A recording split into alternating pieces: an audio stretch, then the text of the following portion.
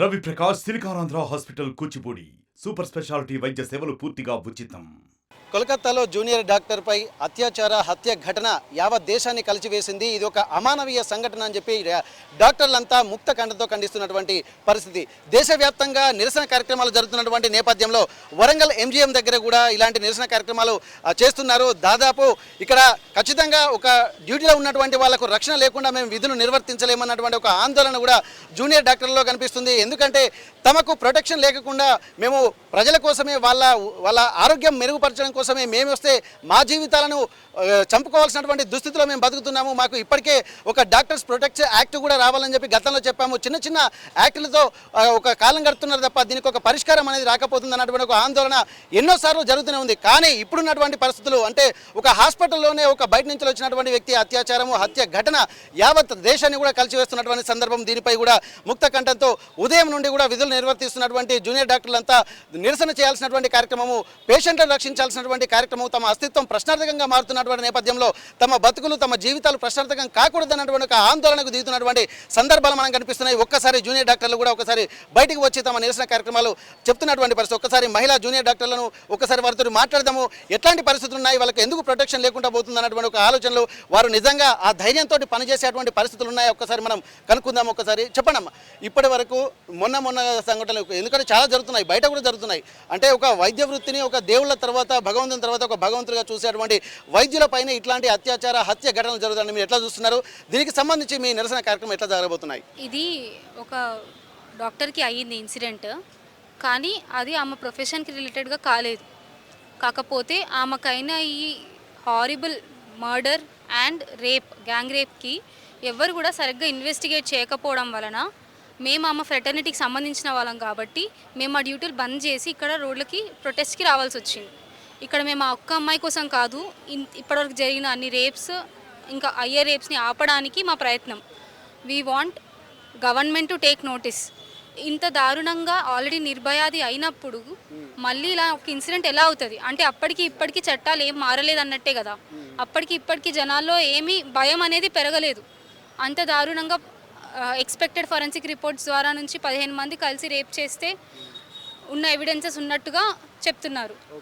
Already crime సీన్ని tamper చేస్తున్నారు, అక్కడ construction చేస్తున్నారంట.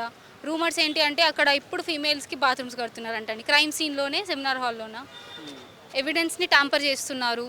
పేరెంట్స్ వచ్చిన వాళ్ళని డెడ్ బాడీని చూడనివ్వట్లేదు. ఏం జరిగింది అని కరెక్ట్గా పోలీసులకి తెలియనివ్వట్లేదు. లోకల్గా వాళ్ళకి ఆల్రెడీ ఇన్ఫర్మేషన్ ఉంది, బట్ ఇంత దారుణంగా హత్య చేసినా వాళ్ళకి ఏ ఎంపతి లేదు, అయ్యో పాపం అని అనిపించట్లేదు. ఇలా ఆలోచించే ప్రతి ఒక్క క్రిమినల్ మైండ్కి శిక్ష పడాలి. చేసిన వాళ్ళు 4 10 మందో ఎంతమందో కాదు, ఇదంతా కప్పిపుచ్చడానికి చేసిన వాళ్ళందరికీ శిక్ష పడాలి. దీని తర్వాత అట్లీస్ట్ ఒక హాస్పిటల్లో ఇలా జరగకుండా ఉండాలి అని అంటే మాకు సెంట్రల్ ప్రొటెక్షన్ యాక్ట్ కావాలి. ఇప్పుడు ఈ హాస్పిటల్లో మీరు ఎప్పుడైనా నైట్ డ్యూటీకి వచ్చి చూస్తే 3 4 పోలీస్ వాళ్ళ కంటే ఎక్కువ ఉండరు. మోర్ దెన్ 100 డాక్టర్స్ వర్కింగ్ ఉన్నారు. ఇంత పెద్ద హాస్పిటల్, ఇక్కడ కనిపించిన బిల్డింగ్, ఆ లోపల చాలా కారిడార్స్ ఉంటాయి, చాలా చీకటి ఉంటాయి. ఇక్కడ నుంచి మిషన్ హాస్పిటల్కి ఒక్కొక్కసారి మేము రిఫరల్ పెడతాం, రాత్రి 2కి రావాల్సి వస్తుంది. ఎప్పుడు ఏ పేషెంట్ ఎలా వస్తారో తెలియదు. దానికి కావాల్సిన ఫెసిలిటీస్ ఉండాలి. ఇక్కడ నుంచి అక్కడికి వెళ్ళాలంటే వెహికల్స్ ఉండాలి, సెక్యూరిటీ వాళ్ళు ఉండాలి. ఇప్పుడు మేము ఈ ప్రొటెస్ట్ చేస్తుండగానే జీజీహెచ్ కర్నూలులో ఇంకొక డాక్టర్ మీద అటాక్ అయిందంట. ఇంకెన్ని రోజులు మేము ఇలా సఫర్ అవుతూ ఉండాలి? ఎందుకు ఏ చట్టం కూడా వాళ్ళంతలో వాళ్ళు వచ్చి మా ప్రాబ్లమ్ని సాల్వ్ చేయట్లేదు? ఇక్కడ ఆన్ డ్యూటీ డాక్టర్ మీద ఏదో పేషెంట్కి డాక్టర్ కన్నా గొడవల్లో అయిన అటాక్ కాదు ఇది.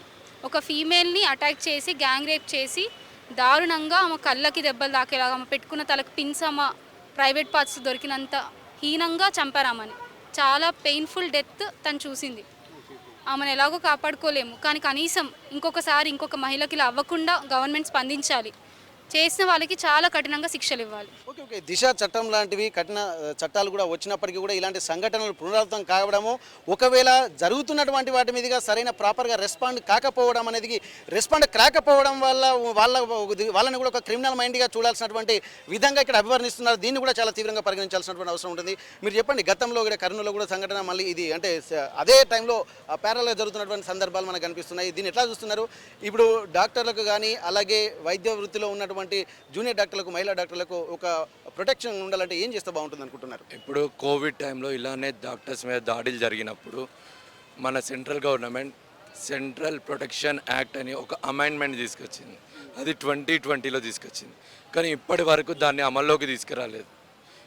అది అమల్లోకి వస్తే సెంట్రల్ ప్రొటెక్షన్ యాక్ట్ కింద అన్ని గవర్నమెంట్ మెడికల్ కాలేజీలు ఎక్కడైతే ప్రొటెక్షన్ అవసరం ఉంటుందో అక్కడ ఆర్మీ, సెంట్రల్ సెక్యూరిటీ ఫోర్సెస్ ఉంటాయి.